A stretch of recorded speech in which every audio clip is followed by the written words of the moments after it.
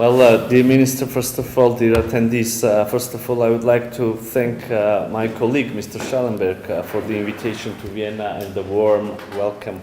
The contacts between the two countries and between me and my counterpart, my dear friend, including on the level of foreign ministers, are quite intensive, and today as well we had fruitful discussions on many issues of mutual interest.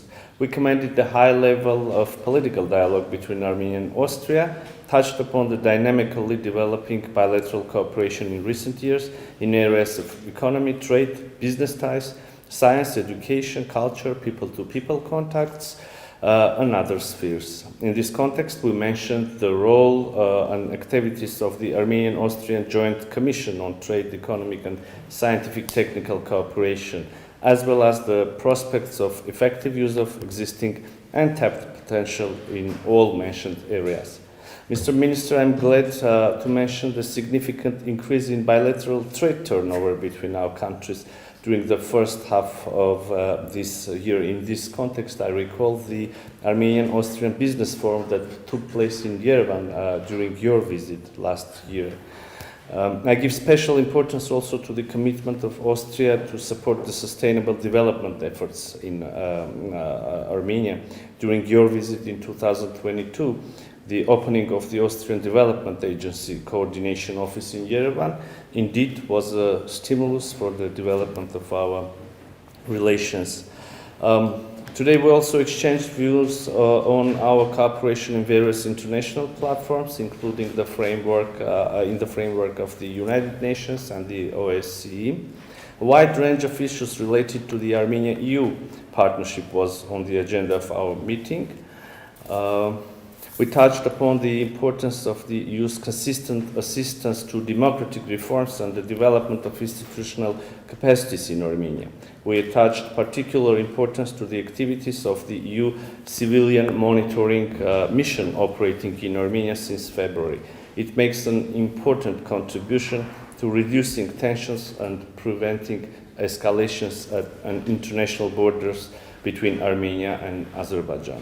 I expressed my gratitude to my colleague and the government of Austria for the participation of the Austrian observers in this mission. I would like to note that we also discussed the possibilities of Armenia-EU cooperation in the field of security, taking into account the inaugural meeting of the Armenian-EU Political and Security Dialogue held in January this year.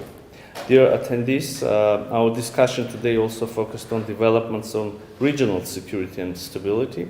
I briefed my colleague on the security situation in the South Caucasus, Armenia's vision of establishing peace, the process of normalization of relations between Armenia and Azerbaijan, and the efforts made by Armenia and the international community to achieve results.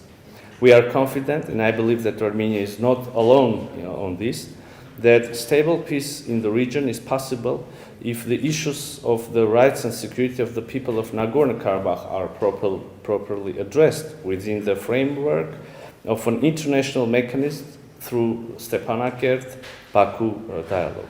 In this context, it is regrettable to state that instead of engaging in such a dialogue, Azerbaijan is currently pursuing a policy of ethnic cleansing in Nagorno-Karabakh.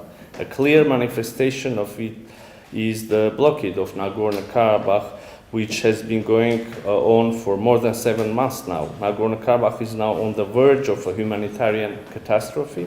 This is happening in violation of international humanitarian norms and contrary to the numerous appeals of international actors, resolutions, and the legally binding order of the International Court of Justice of February 22, which, by the way, the court reaffirmed with its order on July 6 this year. In the negotiation process with Azerbaijan, the key issue is to ensure maximum certainty regarding the interstate border. In this context, it should be emphasized that the borders of the former Soviet republics, as recognized by the Almaty Declaration, serve as the interstate border between Armenia and Azerbaijan. Armenia is also interested in unblocking the regional economic and transport infrastructure. which should be based on the sovereignty and jurisdiction of the countries, and according to the principles of equality and reciprocity. Of course, for reaching agreements to the mentioned issues, the general atmosphere is very important. The rejection of the use of force or threat of use of force, as well as hostile and aggressive rhetoric, the solution of urgent humanitarian issues, in particular release of all Armenian prisoners of war by Azerbaijan, are important for creating an environment conducive for peace. In conclusion, I would like to note that in the above mentioned issues and as a priority in lifting the blockade of Lachin corridor, Armenia expects effective steps by international actors, especially by the members of the UN Security Council.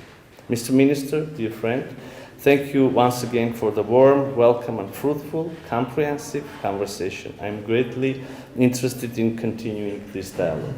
Thank you very much. Thank you, Minister. Do you have any questions at this point? If not, Mr. Mիրzоյան, you mentioned the upswing in bilateral trade relations. However, the Financial Times today is reporting that a lot of these trade relations take place in the field of used cars, which get to be re-exported to Russia. Do you regard this as potential sanctions busting? And are you concerned about possible sanctions by the EU against your country? Well, of course, this war affected the Armenian economy as well, both positively and negatively. But since you are speaking about sanctions, I would like to once again and publicly and loudly reassure everybody who is interested in this topic that Armenia is not